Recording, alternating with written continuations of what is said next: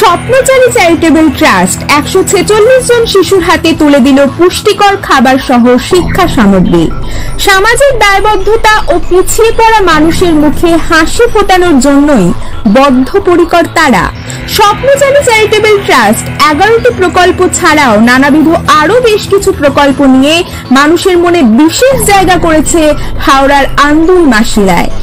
মাসিক একাধিক প্রকল্প তুলে দিয়ে বিশেষ দৃষ্টান্ত তৈরি করেছে এই সংস্থা। ঝুম্পা মালিকের report, NPS news Bangla, Masila, Andul, Howrah. আজকে কোন প্রকল্প ছিল আপনার? আজকে আমাদের অন্যতম প্রকল্প শিশু পুষ্টি মাসিক, যেটা আমরা দিয়ে থাকি প্রত্যেক মাসে, প্রসাদ প্রকল্পের নাম। এবং তার সঙ্গে আমাদের যে জ্ঞানার্থী প্রকল্প আছে। জ্ঞানার্থী প্রকল্পটা কি? ওটা আমাদের শিক্ষা বিষয়ক যে সহায়তা আমরা করি, শিক্ষা সামগ্রী যারা তাদের সেবাদান করা হয়, তো দুটো একসঙ্গেই করা হয়। কতজন শিশুকে দিলে? আমাদের এবারে 146 জন শিশু। কতজন শিশু উপস্থিত হলো? উপস্থিত এখন কিছু শিশু এখনো বাকি আছে, আসেনি। তারা জানিয়েছিল নানা রকম, এখন তো সিজন ডিজিজটা চলছে, তো অনেকে ভোটটা হয়েছে, তো সেই কারণে তারা তাদের গার্জেন মধ্যে এবং বিকেলের দিকে নিয়ে গোটা 10 জন আছে। মাসে কতবার আপনারা এই প্রকল্প দেন? আমাদের এই প্রকল্পটা, আমাদের তো অনেকগুলো প্রকল্প আছে, 11টা প্রকল্প এই মুহূর্তে আমরা কাজ করছি। তো প্রত্যেকটা প্রকল্প আমরা মাসে একবার করে ঘুরিয়ে ফিরিয়ে দিই। আর শিশু প্রকল্প আর জ্ঞানার্থী আর যেটা আমাদের দুস্থদের যে প্রকল্পটা আহার, এটা আমরা নিয়মিত প্রত্যেক মাসে। আপনার নাম? আমার নাম রাজদীপ। সামাজিক কাজে নিজেকে ভর্তি করলেন স্বপ্নচারী চ্যারিটেবল ট্রাস্টের। এটা বলার অপেক্ষা থাকছে না, কারণ যেটা আমি বারবার বলি, সব কাজ হচ্ছে প্রথম হচ্ছে আন্তরিকতা। সে আন্তরিকতা যে এখানে দেখি, এর তুলনা করা যায় না। আমি মনে করি এই আন্তরিকতা দিয়েই তো সব কিছু জয় করা যায়, সেই জয় এরা নিশ্চয়ই করবে। গতকাল একটা খুবই ভালো প্রোগ্রাম দেখলাম, খুবই সুন্দর কাজ। এইরকম কাজ করলে অটোমেটিক স্বাভাবিকভাবে মানুষ এগোতে পারবে, মানুষের দুরবস্থা দূর করতে পারবে, আমি আশা রাখি।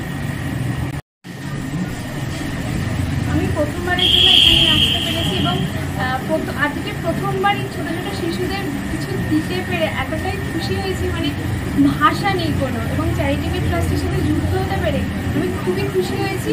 এবং ওনারা যে এই যে কাজটা করে যাচ্ছেন, সেটা মানে আমি চাই যে আরও যেন এগিয়ে যায় এবং আমি আরও বছর বছর যেন ওনাদের সাথে যুক্ত থাকতে পারি। দেখুন, আমি প্রথমেই বলি আগে যে সেবা করাটা একটা ভাগ্যের ব্যাপার।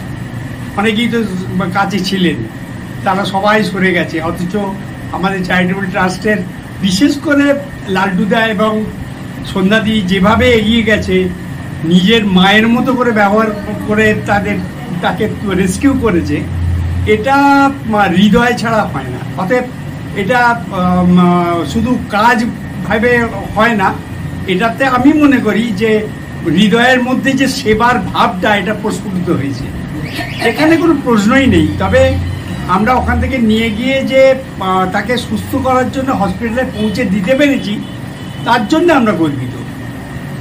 কেমন লাগছে আপনার এরকম একটা চ্যারিটেবল ট্রাস্টের সম্পাদিকা হয়ে? খুব ভালো লাগছে, এটাই তো আমার সেবা করার, এটাই আমার শখ, আমি সবার সেবা করি। মানুষ তো হাসছে, মানুষ আশীর্বাদ দিচ্ছে, একটু গর্বিত মনে হচ্ছে? গর্ব করবো কিসের আর গর্ব করবো, এটা আমি নিজের ভেবে আমি কাজটা করি, যে আমার একটা কর্তব্য বা আমার দায়িত্ব ভেবে আমি কাজটা করি, তার জন্য কিছু চাইছি।